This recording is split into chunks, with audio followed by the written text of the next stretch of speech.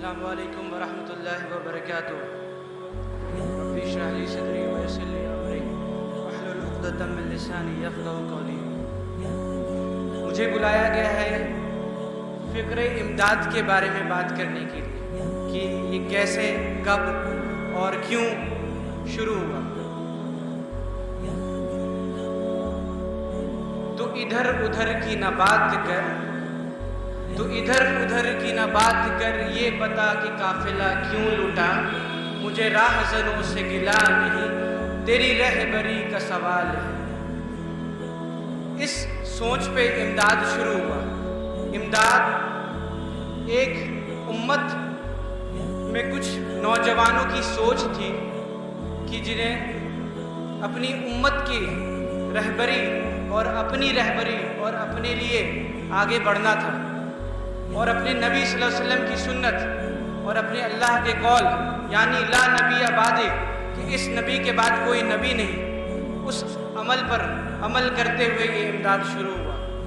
امداد مجھ سے اگر آپ پوچھیں تو کوئی ایک آئیڈیالوجی ہے، کوئی آرگنائزیشن نہیں ہے، کوئی گروپ نہیں ہے، کوئی NGO یا کچھ ایسا کچھ نہیں ہے۔ مجھ سے جو بھی پوچھتے ہیں میں کہتا ہوں کہ امداد ایک مسلمان کی سوچ ہے۔ امداد ہر اس امتی کی سوچ ہے جو کلمہ طیبہ لا الہ الا اللہ محمد رسول اللہ صلی اللہ علیہ وسلم پر بلیو کرتا ہے، کہ جس کو فکر ہے کہ تم سب سے بہترین امت ہو، تم اشرف المخلوقات ہو، تمہیں برائی سے بچانا ہے اور تمہیں بھلائی کی طرف بلانا ہے، یہ سوچ رکھتا ہے۔ تو امداد کوئی محدود گروپ نہیں ہے، کوئی محدود لوگوں سے شروع نہیں ہوا۔ امداد ایک کمیونٹی کے لوگوں سے شروع نہیں ہوا، امداد ایک کالونی کے لوگوں سے شروع نہیں ہوا۔ امداد ہمارے نبی صلی اللہ علیہ وسلم سے شروع ہوا، جو تا قیامت جس کی سند انشاءاللہ جاری رہے گی۔ ہو سکتا ہے پہلو چہرے الگ ہوں، ہو سکتا ہے کبھی امام عبد الباسط صاحب ہوں، کبھی انجینئر یوسف صاحب ہوں، کبھی سرفراز صاحب ہوں، کبھی توحید صاحب ہوں، کبھی کوئی ہو، لیکن جو ایک امت کا کام ہے، کہ امت کا کار خیر کا کام ہے، وہ انشاءاللہ امداد کے روپ میں کبھی نہ کبھی ہر سرے پہ آتا رہے گا۔ تو امداد شروع ہوا تھا بچوں کی تعلیم کو لے کر۔ بچوں کی تعلیم، ایسے بچے جن کے پاس کوئی اسباب نہیں ہے، جن کے پاس کچھ مالی سپورٹ نہیں ہے، جو پریشان حال ہیں، لیکن الحمدللہ ذہنی طور پر ماشاءاللہ اللہ نے انہیں بہت قوت عطا کی، اللہ نے انہیں بہت بہترین دماغ اور ذہن دیا ہے۔ تو ہم وہاں سے نکلے، ہماری کچھ ایک سوچ کی لوگ نکلے، ساتھ میں ہماری ٹیم نکلی، ہم گلی میں گئے، کچھ لوگوں کو ڈھونڈا، کچھ لوگوں سے بات کی۔ کہتے ہیں نا کہ میں اکیلا ہی چلا تھا جانب منزل، مگر لوگ ساتھ جڑتے گئے، قافلہ بنتا گیا۔ تو اسی چیز سے شروع ہوا۔ تو ہمیں پتہ چلا کہ کچھ ایسے بچے ہیں کہ جو کہ پڑھ نہیں پا رہے ہیں، جن کے پاس اسباب نہیں ہے، یتیم ہیں، پریشان ہیں۔ تو ہم نے اپنی ذاتی طور پر سارے ممبرس نے یہ ڈیسائیڈ کیا کہ بھائی ہم 25 روپے دیں گے ہفتے کا، کیونکہ اس ٹائم ہم سب پڑھ رہے تھے۔ یہ بات ہے 2018 کی، جب امداد کو اصل طور پہ لایا گیا۔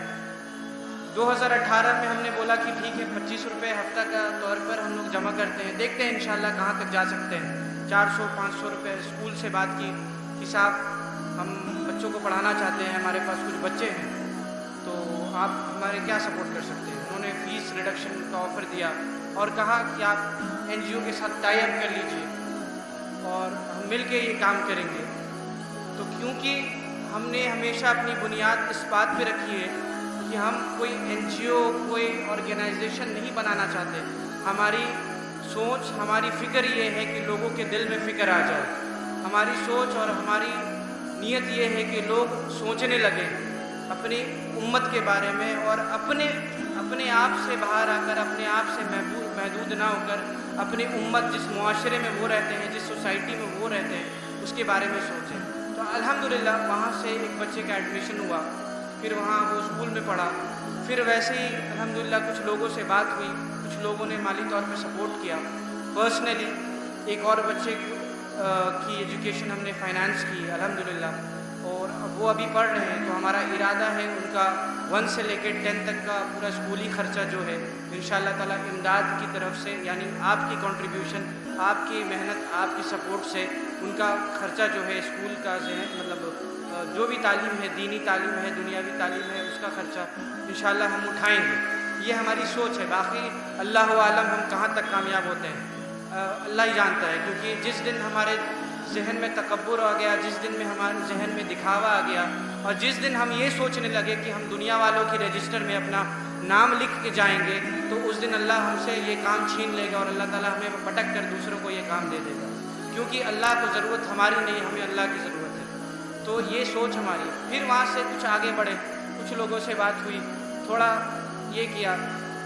माएँ, कहा जाता है कि माएँ इस उम्मत की रहबर है, हर कौम की रहबर होती है उसकी माँ। तो हमने ऐसी माँओं को तलाश किया जिनके पास कोई असबाब नहीं थे, जिनके पास कोई सपोर्ट नहीं था कि उनको कोई सपोर्ट करे, उनके पास कोई जाए कि भाई बहन आज तुमने खाना खाया नहीं खाया, सोई सही से नहीं सोई, परेशान हो, क्या हाल है, दवाई के पैसे हैं कि नहीं पैसे हैं।